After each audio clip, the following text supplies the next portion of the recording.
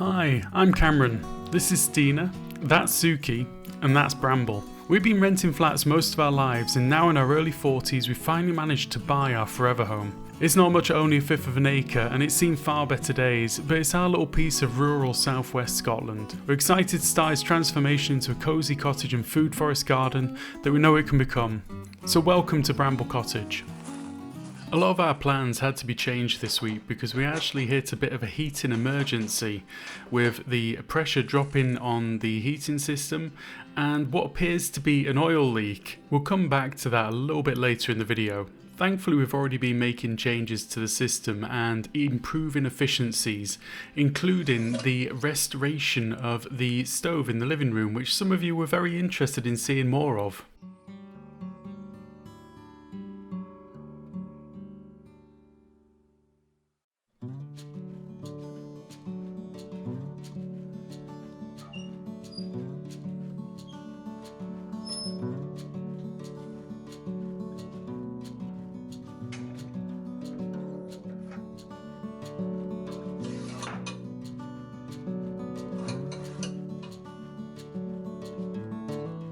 Today I'm going to be doing a little bit of a refurbishment on this wood burning stove that you see next to me.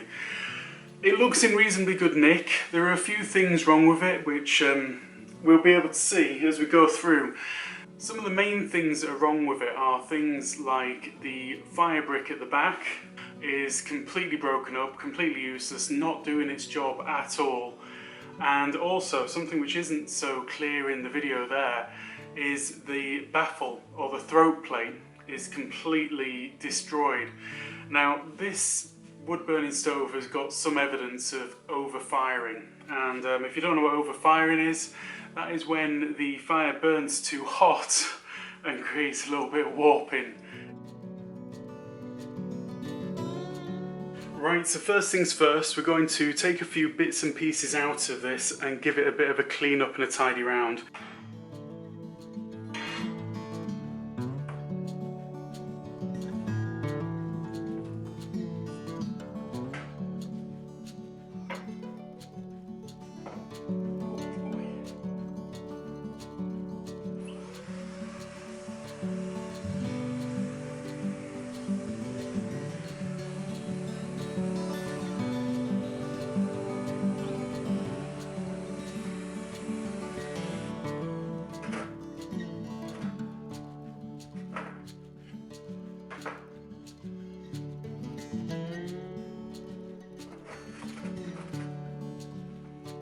So I went ahead and had a look online and found myself this vermiculite board. It's not going to be as good as the original fire brick, but it's quite cheap and it's very easy to work with. This isn't big enough to go across the entire back of the fire, so I purchased two of them very cheaply and I cut one in half, literally using a hand saw.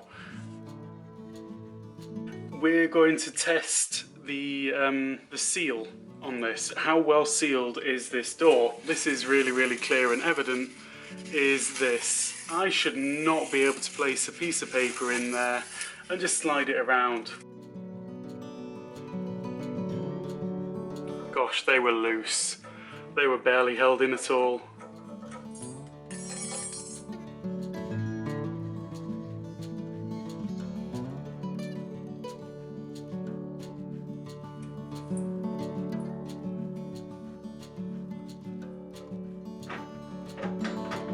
This is a feature of this particular stove, is that these are adjustable. So hypothetically, if I tighten that by half a turn, that's going to pull the door in a fraction. If I do the same down there, that'll do the same. But I'm feeling like it's looser at the top than the bottom, so I'm going to go for a full turn there and half a turn there. And then we're going to reapply the door and see what happens. To test it, I've placed in the two tabs on either side. That is quite tight.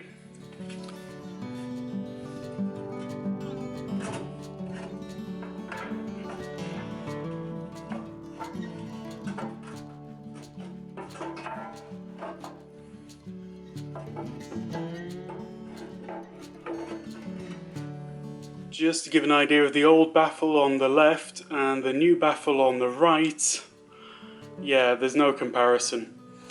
Now, one thing that I saw online was how to tell which side of this baffle goes to the back of the stove, because they kind of look similar.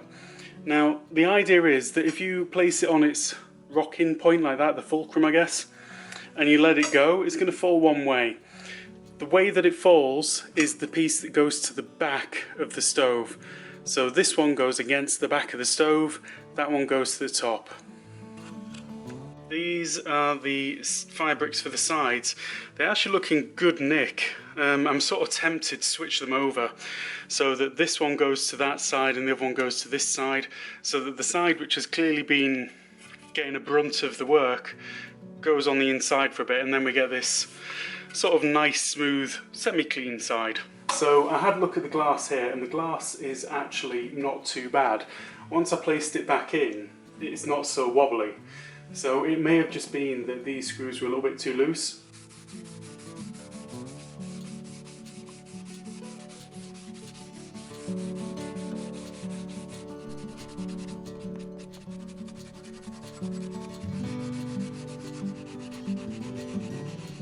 Right, so for the next step, I'm going to take the door off and I'm going to actually have a go at the outside.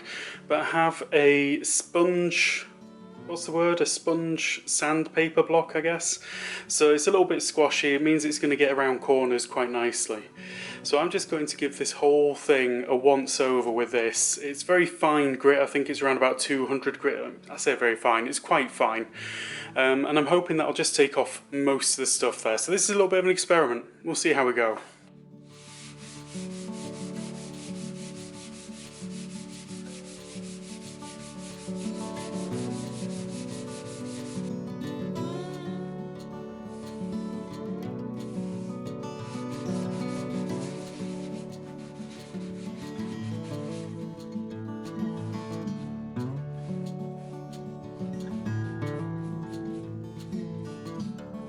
Okay, I'm quite happy with the result that this is giving. I obviously have a lot more work to do. I'm going to work around the whole thing, and then we'll come back and see what it looks like then. So this is what I'm using, Hotspot.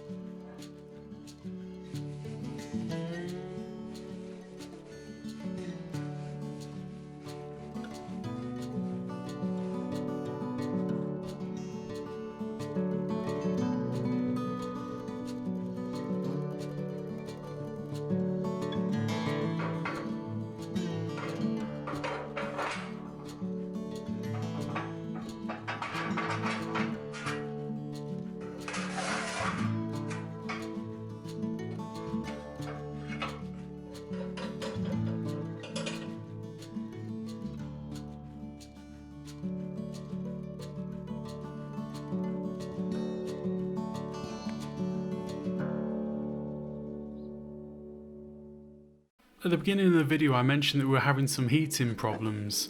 Now this is one of them. Apparently we have a leak of the oil system. Thankfully this seems to be a very slow leak and it looks very repairable. For now we've placed a little bowl underneath it to catch any oil to save it going into the ground. But it's going to take a little bit of time to get somebody out to have a look at it, and it looks like a very easy fix. But the fear is, we'll tighten the nut and something will give and we'll end up with oil everywhere and absolutely no clue how to deal with it from there. So we're new to oil and we're wondering if there's any oil people out there, and if it's the kind of job you'd take on yourselves. Let us know down below.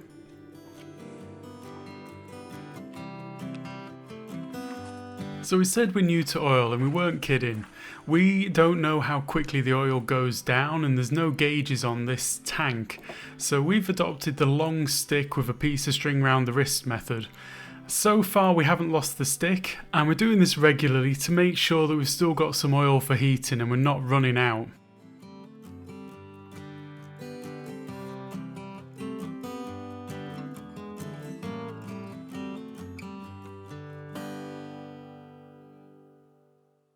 The other issue that we've found is that the heating system seems to be losing pressure on a regular basis. So I can refill it and it keeps on losing pressure, which tells us that there's a leak somewhere in there. We've looked around all of the radiators, there doesn't seem to be any problems, and we've both done some research. And I came across this hack that should find a leak in your heating system, and it just needs a bottle of perfume.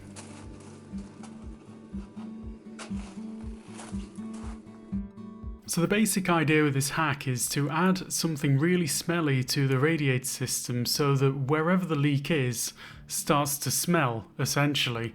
So here I've taken a little bit of water out of the radiator, out of the tower radiator, because that's the easy one to access, and we're about to put some of the smelly stuff in. Now we're just using a really cheap perfume. Do not use anything with suds in. And, ooh, too much. Is this like an airlock thing? Yeah, I think that's us. Okay, I'm going to seal all this back up, and then we're going to give it a little bit of time and see if we can smell anything in there anywhere. Having done this and left it for a little while, we didn't find anything. So, it was time to start looking at other methods. On to plan B.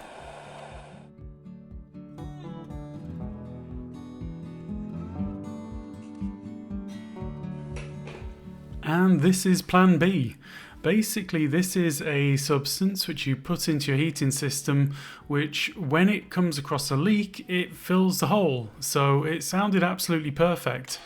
And I kind of just went out searching for something that might do this, and it seemed a lot more common and straightforward than I thought. Now I'm just going to do this in a really simple manner, which is I've picked a radiator which is easy to access.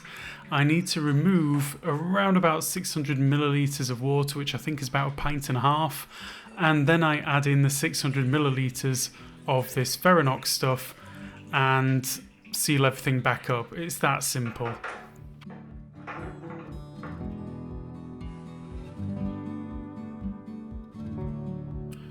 So by this stage I'm wondering how I'm going to get the Ferox into the radiator, because it doesn't look like something that's going to be entirely straightforward. And I found this pipe from an old tap, and I thought this was going to be really useful. It turned out to be really difficult because the hole in this pipe was very small, so it was a very slow process. This took a lot of time.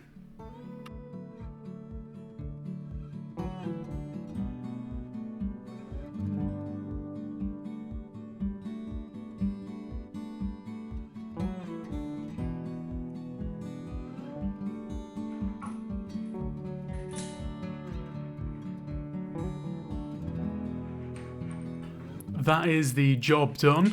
Just time to seal everything back up now and then repressurize the system, and we'll find out how well it did in the next video.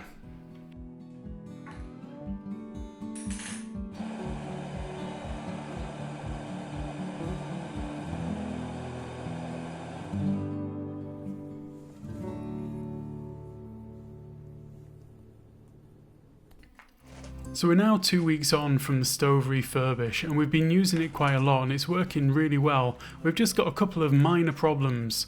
So the first problem is we don't have much small wood, so I need to cut down some of the larger pieces here to fit the stove better.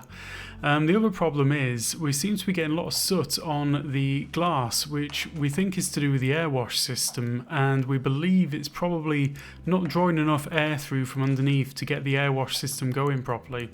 If anybody knows anything about this, do let us know.